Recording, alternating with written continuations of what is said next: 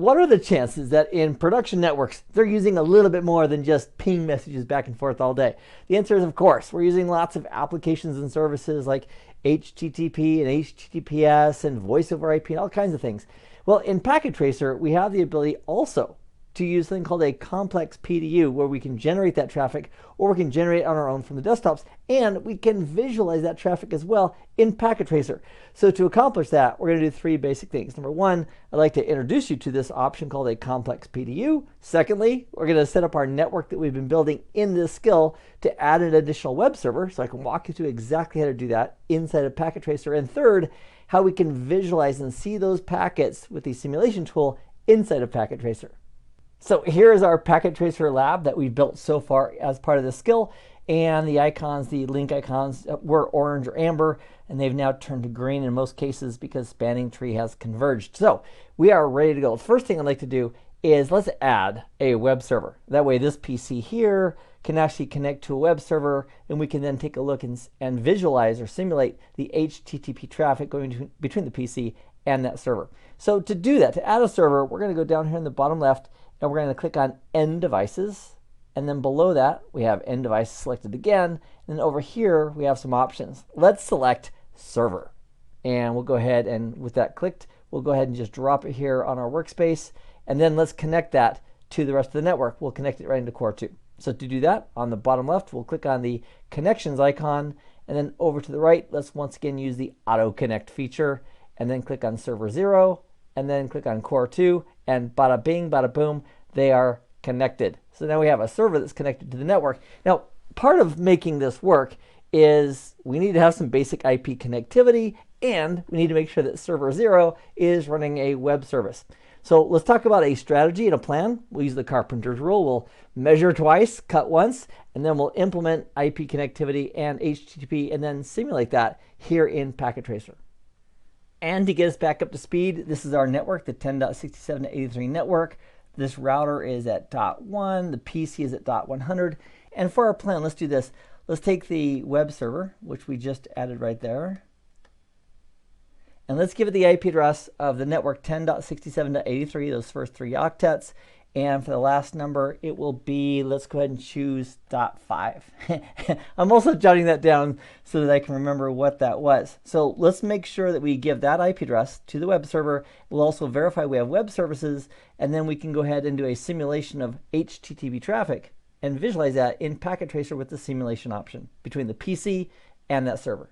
So back in Packet Tracer, if we want to configure Server 0, we'll simply click on Server 0. That brings up this pane just for Server 0, and we are going to go to Config, and down under Interface, we'll select Fast Ethernet 0, and we'll give it an IP address that we just decided on, which is 10.67.83.5. We'll tab down and put a 24-bit mask of 255.255.255.0, which simply means that these first three numbers represent the network. These first three groups of numbers represent the network, and the last octet is representing the host of that server on the network. Super. Secondly, let's make sure it's running web services, because it's been scientifically proven it is not possible to successfully connect to a web server if it's not running web services of some type. So to do that, to verify services, we'll click on the Services tab, and by default, that new web server that we just added right here, Server 0, it has HTTP and HTTPS on. That looks good to go.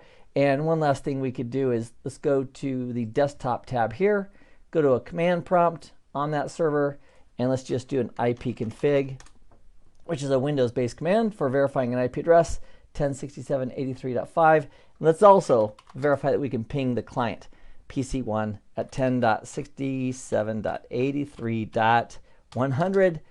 Survey says yes. Okay, great. We've got basic connectivity between Server 0 and PC1. Now, I'm going to go ahead and close this window for Server 0, and now let's do the simulation of the traffic. Now, there's a few ways of doing the simulation of more advanced traffic. So for the simulation of the traffic, let's go ahead and click on the simulation over here in the bottom lower right. And once we've clicked on simulation, notice that our event list filters, currently we're looking at none. And so if we want to see everything, we click on Show All. We click again to go ahead and remove everything from the list.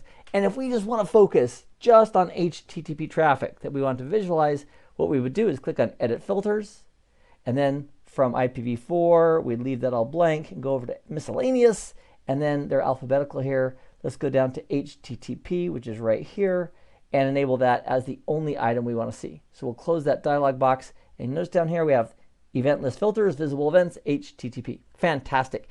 Now, a couple of ways that we could generate the traffic. One would be to use this option right here, which is the complex PDU option. It works like this. We click on that icon, and then we specify where we want traffic to be sourced from. So if we want traffic to be sourced from PC1, we just click on it. That opens up this window. And with this window, we can then fill in the details. So instead of just doing ping, like a simple PDU, we have options. We have DNS and FTP and HTTP and HTTPS and so forth. And we could fill in all the details here if we knew the exact traffic that we wanted to generate. So the destination IP address, with that field selected, we could click on the server 0. It would automatically populate that address. And we could put all the other details in. Now, one of the challenges with putting all this information in this complex PDU is that the average student, the average person may not know all the details that may need to go in. For example, we might just say, well, if we want to go to a web page, we just go to the PC and open a browser to the server, and that would do it. So we could use the create complex PDU as an option, or check this out, we could simply, I'm going to go ahead and take my mouse and go back to the select tool to get off of the complex PDU, or we could just go to PC1, which opens up a window on PC1. And from here, we could go to the desktop, and there's an option right here for a web browser. So what we could do is just click on web browser, and then put in the URL. Now, because we only have IP addresses, we don't have DNS set up yet in this topology, we just go ahead and put in the URL, http:// and then 10.67.83. Looking at my notes, .5. Let me verify that IP address real quick. Sure enough, .5 is right there. Fantastic. So with that in, we'll click on Go. Now let me go ahead and minimize that window for a moment. And in the simulation here, if we click on the Advanced tab, there we have our first element of the HTTP message being sent. So if we hover over it, it shows us that it's HTTP. And then we can cycle through it all the way. So the PC sends it on the network, the access layer switch gets it, it's going to go ahead and forward it through the switch network based on its MAC address table. In this case, it's going down to core 2, and then core 2 is going to forward that onto the server. And when the server gets that, if we click on that packet right here, check this out.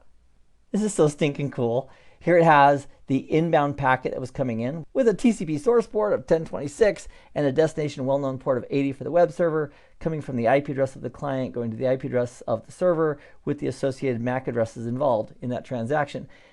And for the reply packet, what the server is going to send back at layer 4, it's going to have a TCP source of 80 going back to the client at TCP port 1026. The IP addresses are also flipped, with the source going to be the server and the destination of the PC, and the MAC addresses are also going to be flipped. And because this is a switched network, there's no layer 3 hops in the path between PC1 and server 0. Server 0 is using the destination layer 2 address of PC1, and PC1 is using the destination layer 2 address of server 0. That's all reflected here as well. So we'll go ahead and close that, and then we'll cycle through the response, going back to core 2, back to the access layer switch, and back to the PC.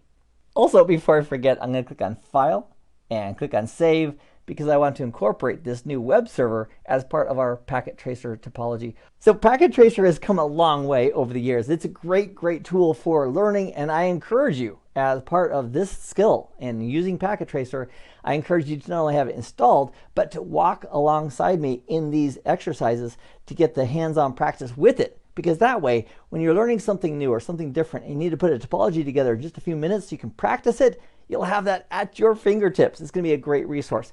So thanks for joining me in this video about complex PDUs and being able to take a look and simulate advanced traffic above and beyond just ICMP. And in the next video, check this out. What I like to do is we're going to take some physical hardware that's configured a certain way. Maybe you have some gear at work, or you're building a practice lab, or you've seen somebody with a practice lab of hardware, and you want to replicate that in Packet Tracer. We're going to take it from that approach, taking the hardware and replicating what they have so we can do the exact same tools and techniques inside of Packet Tracer. So I'll see you in that next video. Meanwhile, I hope this has been informative for you, and I'd like to thank you for viewing.